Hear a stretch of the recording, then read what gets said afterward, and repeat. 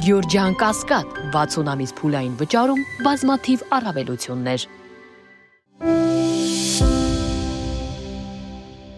Որքան էլ ՆԱՏՕ-ի եւ Հայաստանի գործակցությունը խաղաղասիրական նպատակների խաղաղապահ զորքերի տիրույթում լինի, այնուամենայնիվ ըստ ռազմական փորձագետների ՆԱՏՕ-ի հարցը շատ զգայուն թեմա է տարածաշրջանային երկրների Ռուսաստանի, Իրանի համար։ Հայաստանի, Ռուսաստանի հետ նույն ռազմական եւ տնտեսական բլոկում լինելը ըստ փորձագետների թույլ չի տալիս մեր երկրին առաջ գնալ ՆԱՏՕ-ի հետ հարաբերություններում։ Կարծում եմ, որ իրականում Հայաստանի Հանրապետությունը չի դառնա այն պետությունը, որը որ Ռուսաստանի համար կարող է ռիսկեր պարունակել, այլ ավելին կարող է որ պատահի նաև Հայաստանի Հանրապետությունը լինի այն փափուկ բարձը կամ այն բարձիկը անվտանգային, որը որ չեզոքացնի Ռուսաստան ՆԱՏՕ-ի կողմից Ռուսաստանի վրա այս կողմից առնվազն հարձակումը։ Որքան ՆԱՏՕ-ն մոտենում է Հարավային Կովկասին, Ռուսաստանն ու Իրանը ավելի շատ են կանխարգելիչ մեսիջներ ուղղում, ի սկզբանե զգուշացնելով, որ կան կարմիր անընդունելի գծեր երկու երկրների համար։ Այստեղ ըստ վերլուծաբանների Հայաստանն իր քաղաքականությունը պետք է տանի ելնելով իր շահերից։ ՆԱՏՕ-ն կարող է ասել, օրինակի համար Հայաստան Հանրապետությանը, դες եղբայր, իրենք դեմ չեն, որ մենք այստեղ լինենք, չգիտեմ ինչու ես դու դեմ, որ մենք այստեղ լինենք։ Իսկ այս դեպքում Հայաստանը ունի, այսպես ասած, խաղաթուղթ իր ձեռքին, եւ ինքը կարող է հստակ ասել, որ իմ հարևան պետությունների համար խնդիր է սա, եւ շատ զգայուն հարց է։ Քաղաքագետ Կարեն Իգիթյանի դիտարկմամբ Հայաստանի իշխանությունները իրականացնում են ռազմական շրջադարձ, այսինքն, եթե անկախությունից հետո Հայաստանի վեկտորը ուղղված էր Մոսկվա, հիմա այն ուղղվում է դեպի արևմուտք, որի դաշնակիցը տարածաշրջանում եւ գործընթացների իրականացնողը Թուրքիան է։ Ըստ քաղաքագետի, ՆԱՏՕ-ի եւ արևմուտքի նպատակը հետեւյալն է՝ միջին ասիական ռեսուրսները տեղափոխել Կովկաս, այնտեղից էլ արևմուտք։ Արևմուտքից էլ ապրանքները տեղափոխել միջին ասիական երկրներ առանց Ռուսաստանի եւ Իրանի հսկողության։ Բառացիորեն հենց այդպես է գրած, որ Ռուսաստանն եւ Իրանը պետք է հսկողություն չունենան։ Свидетельствует о подготовке НАТО. ՆԱՏՕ-ն պատրաստվում է Ռուսաստանի հետ ռազմական բախման։ Ընդհանրապես ըստ փորձագետների ՆԱՏՕ-ն իր դեմքով իր զորքով ցանկություն չունի ռազմական գործողությունների մեջ մտնել։ Այդ կառույցն ավելի շատ պոտենցիալներ է տեսնում ստեղծել նոր Ուկրաինաներ, իրենց հսկողության տակ վերցնել նոր երկրներ եւ օգտագործել այդ երկրների ռեսուրսները Ռուսաստանի դեմ պատերազմելու համար։ Հայաստանը, Վրաստան, Ադրբեջան իրենք փոքր երկրներ են։ Չեմ կարծում, որ նրանք մեծ պատերազմի իշխան մաս դառնան։ Ռուսաստանը, եթե մենք հրետորաբանությունը լսում ենք Ռուսաստանի ղեկավարության, որտեղ որ ՆԱՏՕ-ն ոչ միայն հակառակորդային արդեն թշնամիա, որը պատրաստվում է ռազմական հարված հասնել Ռուսաստանին, իհարկե այս ամենը Ռուսաստանի տեսանկյունից նշանակում է, որ ամենասուր պահին դաշնակից երկիրը անցնում է թշնամի կողմ։ Ինչ պետք է անի Հայաստանը նմանատիպ իրավիճակներում ունենալով անվտանգության խնդիրներ, որոնք օրորի ավելանում են զիջումների հաշվին, Հայաստանը պետք է ավելացնի իր ռազմական ուժերը։ Այնինչ ըստ քաղաքագետի Հայաստանը հակառակն է անում, կրճատում է ռազմական բյուջեն, ժամկետային ծառայության տևողությունը զինված ուժերում։ Առաջի հերթին դու պետք է ինքդ ուժեղանաս, որ կարողանաս որևէ մի ռազմաքաղաքական անվտանգային ճարտարապետություն կառուցես կամ այդ ճարտարապետության մաս լինես։ Հայաստանի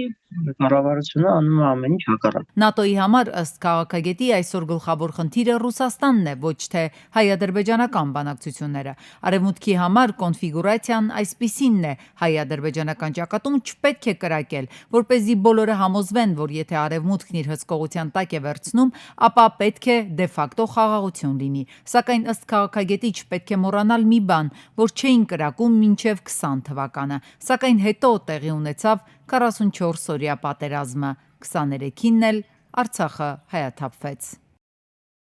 Ադրբեջանական նավթ է գալիս Հայաստան։ Տեղեկությունն առաջինը ադրբեջանական մեդիատիրույթում էր տարածվել։ Ավելի ուշ հայկական կողմը հաստատեց լուրը վարչապետի ու էկոնոմիկայի նախարարի մակարդակով։ Ադրբեջանական նավթամթերքի ներմուծման մասին պայմանավորվածությունը ձեռք էր բերվել ավելի վաղ նոյեմբերի 28-ին Գաբալա քաղաքում փոխվարչապետներ Մհեր Գրիգորյանի եւ Շահին Մուսթաֆայևի հանդիպման ժամանակ։ Նիկոլ Փաշինյանն էլ կառավարությունում շտապեց ողջունել իրադարձությունը։ Առևտուրը տեղի է ունենում մասնավոր ընկերությունների միջև, բայց իհարկե Հայաստանի եւ Ադրբեջանի միջև հաստատված խաղաղությունն է, որ քաղաքական պայմաններ է ստեղծել այդ առևտրի համար։ Թե ինչ ծակագնով է հայկական մասնավոր ընկերությունը ադրբեջանական կողմից գնել նավթամթերքը հայտնի չէ։ Կառավարության անդամները նշում են, որ դա մասնավոր տիրույթում է, իրենք չեն միջամտում այդ հարցերին։ Երբ, ինչ ծավալով եւ ինչ ժամկետում կլինի ադրբեջանական վառելիքի հետագա մատակարարումը, կախված է շուկայական պայմաններից։ Ես գիտեմ, որ վրացական երկաթուղու սակագնի հետ կապված որոշակի հարցեր կան եւ հույս ունեմ այդ հարցերը կամ կկարգավորվեն կամ եթե չկարգավորվեն տրամաբանորեն տնտեսվարողները այլընտրանքային ձևեր, եթե այդ գործարքները շարունակեն հետաքրքիր լինել, այլընտրանքային ձևեր կփնտրեն ներմուծումը եւ արտահանումը ապահովելու։ Հայաստանի Հանրապետության կառավարությունը ցանկանում է տնտեսական փոխգործակցությունը զարգացնել նաև ԵԱՏՄ անդամ երկրների հետ։ 15000 էլեկտրամոբիլի քվոտան է Նիկոլ Փաշինյանն օրինակ բերում որպես հարաբերությունների զարգացման ապացույց։ Ընդհանուր առմամբ շուկայի կարգավորման արգելքները վերացնելու մաքսային ընթացակարգերը առավել արդյունավետ դարձնելու հետ կապված օրակարգեր են քննարկել եւ շարունակական հարցեր են, որոնք հիմնական խնդիրը այնա, որ տնտեսական փոխգործակցությունը ավելի արդյունավետ դառնա։ Հայաստանի եւ Ադրբեջանի միջև խաղաղության օրակարգն ու օգոստոսի 8-ին Վաշինգտոնում ստորագրված փաստաթղթերը կարմիր թելով տանում է Փաշինյանն իր խոսքում։ Վստահ է, անգամ Հայաստանի եւ Ռուսաստանի միջև երկաթուղային կապն է հնարավոր դարձել Վաշինգտոնյան փաստաթղթերից հետո։ Ես Ռուսաստանի Դաշնության մեր գործընկերներին խնդրել եմ շտաբ կարգով զբաղվել մասնավորապես երկաթուղու երասխից մինչև Ադրբեջանի դեպի Նախճեվան սահման եւ Ախուրիկի հատվածի մինչև Թուրքիայի սահման ամբողջական վերականգնմամբ եւ կարծում եմ նաեւ ես առաջիկայում նաեւ նույն հարցը կբարձրացնեմ կապված Իջևան Ղազախ հատվածի հետ կապված, որովհետեւ կարծում եմ այդ հատվածը նույնպես հնարավորինս արագ վերականգնելու անհրաժեշտություն կա։ Ըստ Փաշինյանի թրիփ նախագծին Ռուսաստանի ներգրավվածության վերաբերյալ հարցը միայն Հայաստանի Հանրապետության իրավասության ներքո չէ։ Հռչակագրում ամրագրված փաստն է առաջ քաշում վարչապետը։ Թրիփը Հայաստան, Միացյալ Նահանգներ երկկողմ նախագիծ է եւ երրորդ երկրների ներգրավվածությունը կարող է քննարկվել միայն երկկողմ ձևաչափով։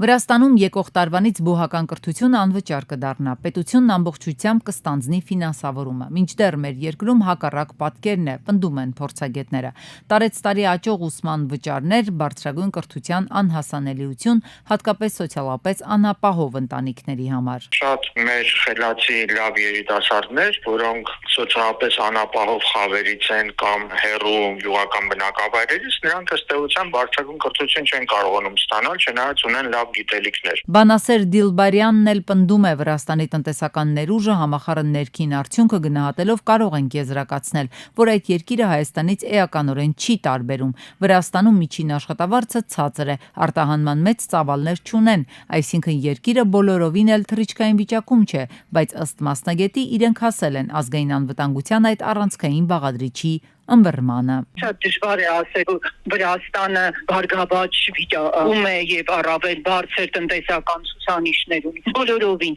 մենք խիստ համադրելի իրավիճակում ենք։ Սին է այն պնդումը, որ Վրաստանը ավելի հարուստ պետություն է, դրա համար կարող է իրեն թույլ տալ նման շռայլություն։ 2025-ի օգոստոս-սեպտեմբերի դրությամբ բրիտանական հեղինակավոր QS վարկանիշավորման աղյուսակում Հայաստանից միայն 1 բուհ է ընդգրկված՝ Երևանի պետական համալսարանը, որը զբաղեցնում է 1200-1300-րդ տեղերը։ Մինչդեռ Վրաստանը ունի 3 բուհ, ընդգրկված են լավագույն 1000-ի մեջ, ինչը ցույց է տալիս, որ Վրաստանը Հայաստանի համեմատ ավելի բարձրորակ կրթություն է տրամադրում։ Մասնագետները նկատում են, որպեսզի մեր երկիրն էլ անցնի բուհական անվճար կրթության, քաղաքական կամք է հարկավոր։ Ժամանակն է կրթական ոլորտի խնդիրները բերել առաջնագիծ։ Տարեցտարի մենք արձանագրում ենք վարձավճարների բարձրացում եւ արդյունքում ուսանողների զգալի մասը առաջին իսկ կուրսից փորձում է աշխատել, դրա պատճառով նրանք դասի չեն գալի, ուսման որակն է կորչում, Թոշակներ գրեթե չունենք, միայն մի քանի ռազմավարական ընտրված ուղղություններում կարող են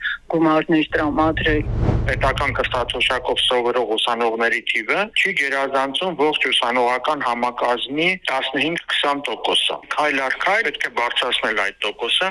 եւ հասնել մինչեւ 100%-ի։ Հայաստանի բյուջեն, եթե մենք նայում ենք, ամենաշատ ծախսերը սոցիալական ոլորտին է գնում եւ առողջապահությանը։ Կրթությունը ոչ պակաս կարեւոր ոլորտ է։ Սոցիալական ոլորտի 1%-ի կրճատումը կարող է բերել կրթության ոլորտի 10%-ի աճի։ Ազգային անվտանգության առաջնային բաղադրիչներից է կրթությունը, ասում են փորձագետներն ու ընդգծում։ Կենսունակ պետության ստեղծման միակ ճանապարհը կրթության հավասարության ապահովումն է, որպեսզի բոլորն ունենան հավասար իրավունքներ։ Այն կարելի է ներդնել աստիճանաբար, ընտրելով ռազմավարական ոլորտներ։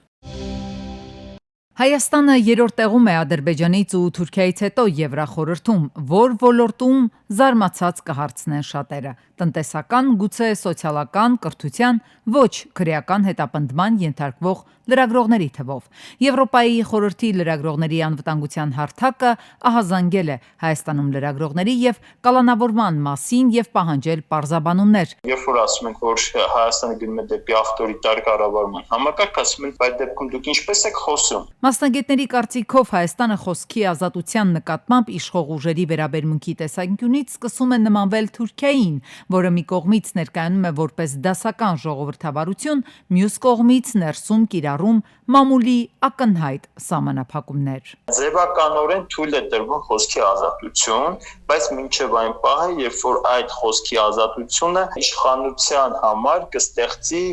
ռեալ վտանգ իշխանությունը կորցնելու կամ ներքին լեգիտիմության մակարդակը ցածրացնելու համար։ Երբ որ մարդ գործել է օրենքի մեջ կամ խախտել է ինչ-որ թեթև բառ, որի համար այդպիսի ազատազրկում չպետք է սպառնար, իրեն տանում շոկային տեղափոխում ես բանտային միջավայր, բարձր դրանից մեկը երկու անգամ կմտածի, արդյոք դու ինչ գործով զբաղվի, թե չէ։ Փորձագետների կարծիքով իշխանությունները մի կողմից ապաքրեականացրել են վիրավորանքի եւ զրպարտանքի համապատասխան հոդվածը, մյուս կողմից դրա փոխարեն կիրառում են խուլիգանության հոդվածը մեդիայի ներկայացուցիչներին թիրախավորելու համար։ Այդտեղ հրաչակ երկու հոդվածները, չէ, ատելության խոսքի, բռնության հրապարակային կոչերը, ատելություն հրահրելը, ինչպես է եղել, որ անցած տարվա տվյալներն ասա, բայց չեմ կարծում, որ վիճակագրական փոփոխություն լինի։ 95% դեպքերում այդ մեղադրանքով գործերի դուժողը իշխանության ներկայացուցիչ էր, իսկ իրենց աջակիցների մոտ այդ նույն քանակը չկա։ Միջին վիճակագրական քաղաքացին գուցե հարց տա իրեն, ինչպես է սա առնչվում անձամբ իր հետ։ Ինքը չունի այն ազդեցությունը կամ գործիքները, որոնք ունեն լրատվամիջոցների ներկայացուցիչները։ Հետևաբար իրեն չի սպառնում քրեական հետապնդում արտահայտած կարծիքի համար։ Եթե մենք տեսնում ենք, որ ապօրինի ազատազրկումները այս դեպքում կամ ուրիշ հետապնդումները արվում են արդեն անգամ լրագրողների, փաստաբանների դեմ, ուղիղ վտանգ որ մենք պետք է զգանք, դե պատկերացրեք, եթե ես ուրիշ ինչ-որ սովորական աշխատանք ունեմ, չգիտեմ, բավական չի։ Եթե անգամ այդ մասնագետների, որոնք ավելի մեծ պաշտպանություն պիտի օրենքով ունենային, անգամ եթե իրենց է հասել ձեռքերը, իրենց կարող են ազատազրկել առանց օրենքի հիմքի օրենքը շրջանցելով, բայց ինչ կարող են անել ինձ հետ, եթե ուզեն։ Այստեղ գուցե հնչեն կարծիքներ, որ Հայաստանում մեդիա ներկայացուցչի կամ լրագրողի իդենտիֆիկացման խնդիր էլ կա, այսինքն յուրաքանչյուր ոք չպետք է կարողանա հրապարակային խոսել, ինչ մտքին փչի։ Միանշանակ այդպես է, բայց այդ կանոնը կիրառելի է նաև բարձր կաբինետներում գտնվողների համար եւս։ Եթե դու լսելի ես 100 հազարավորների համար, ուրեմն պատասխանատու ես արտահայտածդ յուրաքանչյուր բառի համար։